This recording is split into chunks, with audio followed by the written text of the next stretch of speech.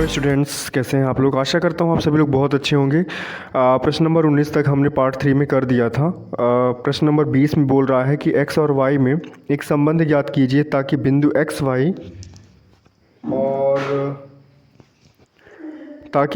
और बिंदुओं 3 6 और 3 4 से समदूरस्थ हो। मतलब x y में हमको एक संबंध निकालना है। ओके, तो कैसे करना है। तो इस सवाल में बोल रहा है कि एक बिंदु हमारे पास एक्स वाई है जो दो बिंदुओं से क्या है, समदूरस्थ है। समदूरस्थ मतलब समान दूरी पर है। तो इसका मतलब ये नहीं है कि एक्स वाई जो है इनके एकदम बीच में है।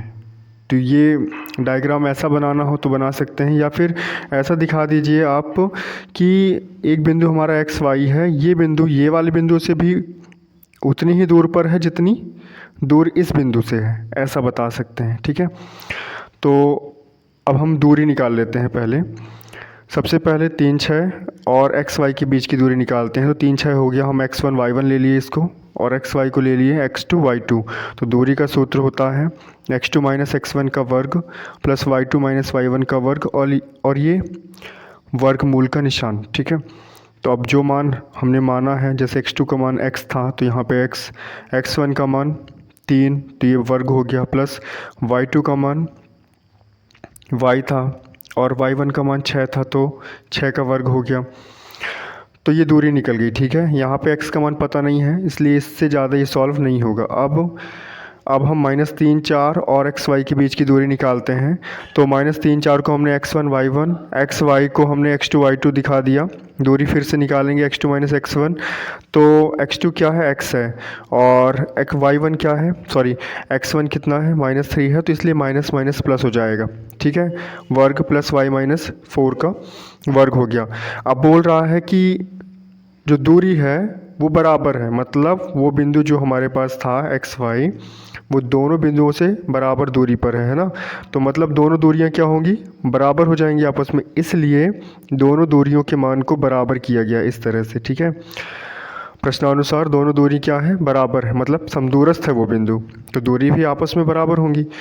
तो इस तरह से लिखेंगे। अब दोनों तरफ का वर्गमूल क्या होगा, कैंसिल हो जाएगा, हमें संख्या मिल जाएगी। हमें जो पद मिलेगा x माइनस 3 का वर्ग प्लस y माइनस 6 का वर्ग बराबर x धन 3 का वर्ग प्लस y माइनस 4 का वर्ग। इसको सॉल्व करेंगे a माइनस बी के होल स्क्वायर वाले सूत्र से। ठीक है, क्या होता है, A square minus 2ab plus B square. तो यहाँ पे X square minus 6x plus 9 plus Y square minus 12y plus 36। ऐसे ही इस पक्ष का भी हम प्रसार कर देंगे। तो इधर कितना आ जाएगा, यहाँ पे आ जाएगा 16। ठीक है, 8y प्लस 16। सॉल्व करेंगे सभी को, हम पक्षांतर कर लेते हैं। ठीक है, पक्षांतर करेंगे तो क्या मिलेगा हमको, यहाँ पे X square minus 6x plus 9 plus Y square और माइनस 12y प्लस 36। अब जब हमने एक्स स्क्वायर का पक्षांतर किया तो माइनस एक्स स्क्वायर हो जाएगा, minus 6x minus 9 minus Y square minus 8y minus 16 बराबर 0। तो एक्स स्क्वायर से एक्स स्क्वायर वाला टर्म कट जाएगा, ऐसे वाई स्क्वायर से वाई स्क्वायर, 9 से 9 बचेगा क्या हमारे पास, -6x और -6x, तो -12x हो जाएगा, -4y, ये -12y से 8y घट जाएगा तो -4y प्लस 20। अब -4 हम कॉमन कर सकते हैं तो इधर क्या बचेगा, 3x प्लस वाई माइनस 20 बराबर 0। तो ये है संबंध, x और y के बीच का संबंध हमको ये मिला।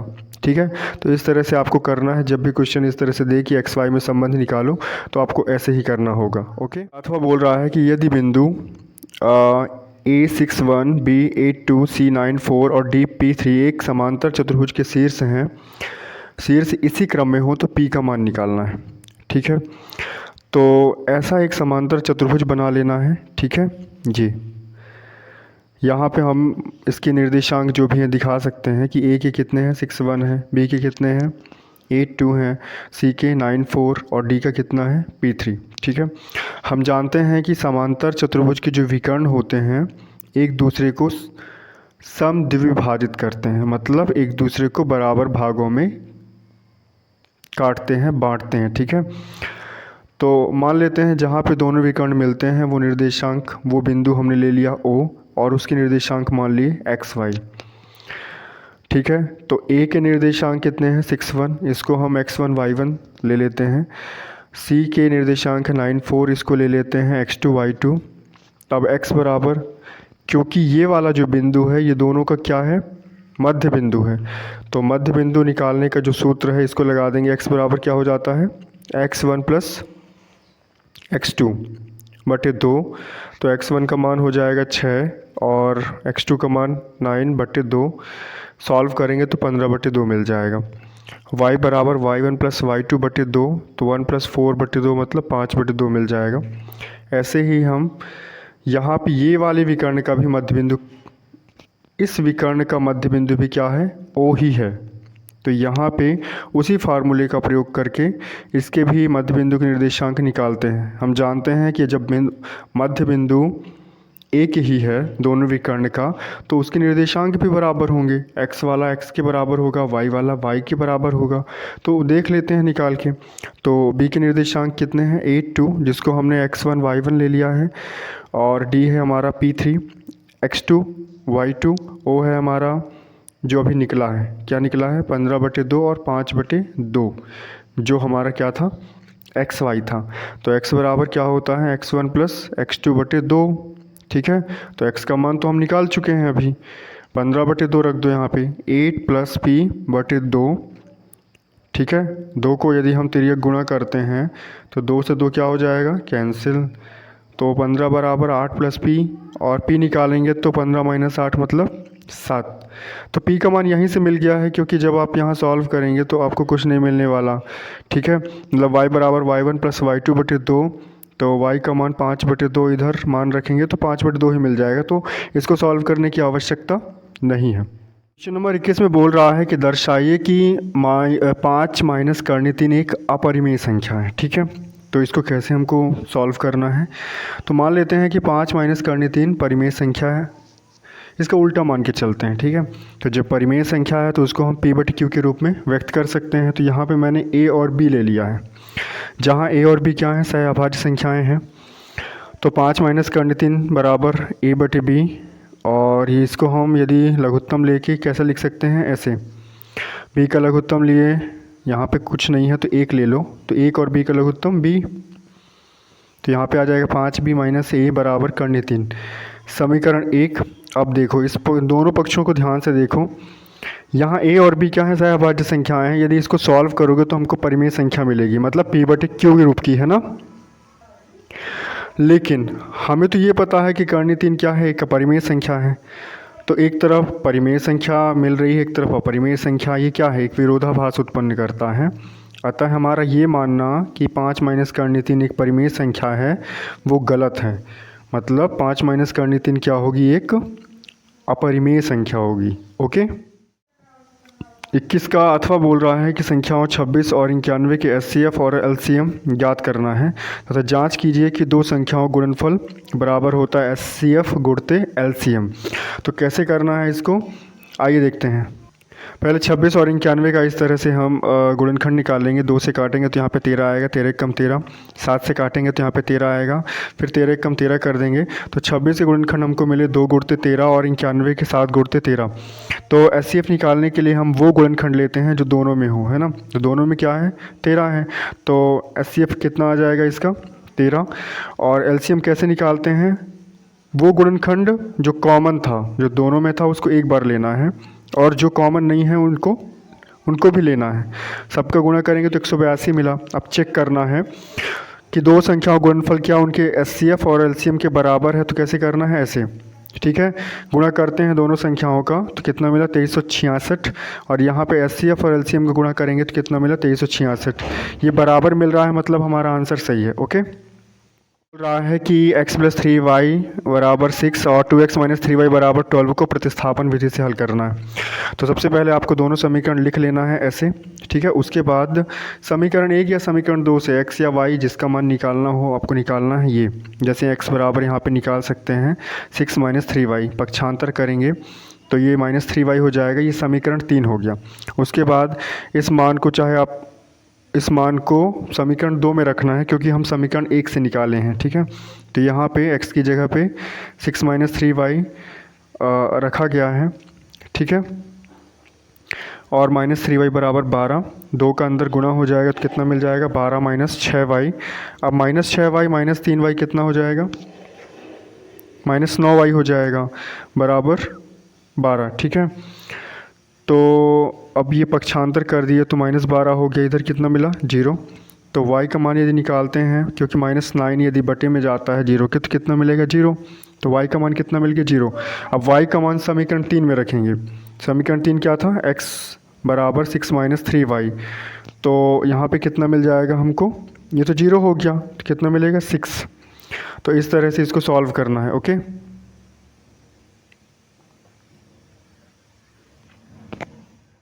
बाईस का अथवा बोल रहा है दो संख्याओं का अंतर 26 है और एक संख्या दूसरी संख्या की 3 गुनी है, उन्हें ज्ञात करना है। तो मान लेते हैं पहली संख्या कितनी है, x है, तथा दूसरी संख्या y है। ये क्वेश्चन नंबर 22 का अथवा है, ठीक है। तो दूसरी संख्या y है, तब प्रथम शर्त कहती है कि दोनों का अंतर 26 है, मतलब x - y बराबर 26, समीकरण 1। दूसरी शर्त कहती है कि पहली संख्या दूसरी की 3 गुनी है।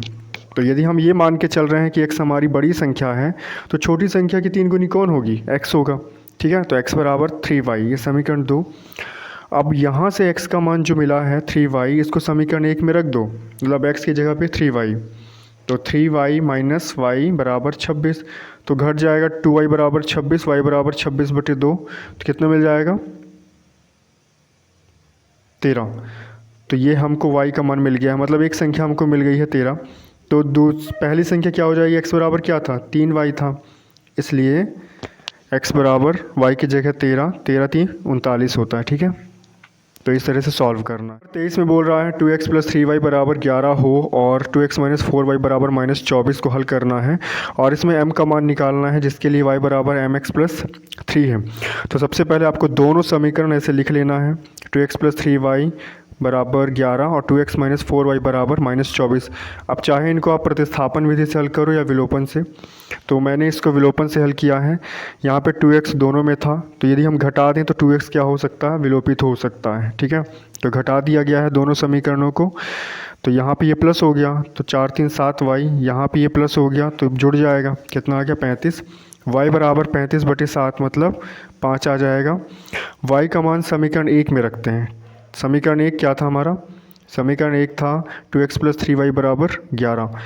तो यहाँ पे यदि मान रखते हैं y का मान तो कितना मिल जाएगा, y की जगह हमने 5 रखा है, ये 5 नहीं 15, पक्षांतर करेंगे तो 15 क्या हो जाएगा, माइनस में हो जाएगा। तो 2x बराबर -4, x बराबर -4/2, तो मतलब -2। अब x और y का मान एक समीकरण दिया गया था हमारे पास, y बराबर mx + 3। तो x और y का मान जब यहाँ पे रख देंगे, y का मान कितना है 5 है, x का मान है -2, तो -2m मिल जाएगा, कितना मिलेगा -2m। और इसको पक्षांतर किए तो कितना आ जाएगा 2m, 3 - 5 मतलब -2। तो इसको सॉल्व करने पर सॉल्व करेंगे, देखिए यहाँ पे हमने x और y का मान रखा तो m बराबर कितना मिल जाएगा हमको -1। तो ये क्वेश्चन काफ़ी इंपॉर्टेंट है और एग्ज़ाम में आता रहता है, इसको सॉल्व कर लेना है। 23 में बोल रहा है, 23 का अथवा है, एक भिन्न 1/3 हो जाती है जब उसके अंश से 1 घटाया जाता है और 1/4 हो जाती है जब हर में 8 जोड़ दिया जाता है, ठीक है। तो वह भिन्न हमको निकालना है। तो मान लेते हैं, माना कि वह भिन्न x/y है, ठीक है। तब प्रथम शर्त कहती है कि यदि 1 घटा दें अंश में तो कितनी मिलती है 1/3। तो ऐसे लिखना है इसको, ठीक है। अब इसको तिर्यक गुणा कर दिया गया है, 3 का x और -1 में गुणा होगा तो ऐसे हो जाएगा, ठीक है। कितना मिलेगा 3x - 3 बराबर y, 3x - y बराबर 3, ये समीकरण 1। दूसरी शर्त कहती है कि यदि हर में 8 जोड़ दिया जाए, अंश में कुछ नहीं बोल रहा है, ठीक है। तो 1/4 भिन्न मिलती है, तिर्यक गुणा किया तो 4x बराबर y + 8। सॉल्व करेंगे तो कितना मिल जाएगा, समीकरण 1 और 2 को घटा दिए हैं, यहाँ पे हमने विलोपन विधि का प्रयोग किया है। तो घटाएंगे तो क्या हो जाएगा, इसका चिन्ह बदल जाएगा, यहाँ ये माइनस हो जाएगा, ये माइनस, तो ये तो कितना आ गया -x, यहाँ पे आ जाएगा -5, माइनस से माइनस कैंसिल, तो x बराबर कितना मिल गया 5। अब x का मान समीकरण 1 में रख देते हैं, ठीक है। तो यहाँ पे हमने रख दिया इसका मान, तो ये 15 हो जाएगा, -y बराबर 3, ठीक है। और ये -y इसको पक्षांतर किए तो -15, तो -12 आ जाएगा, तो माइनस माइनस कैंसिल, y का मान 12। अब x और y का मान भिन्न क्या माने थे, x/y, तो x/y बराबर 5/12, तो हमारी भिन्न क्या होगी 5/12 होगी। Okay, thank you very much all of you, thank you.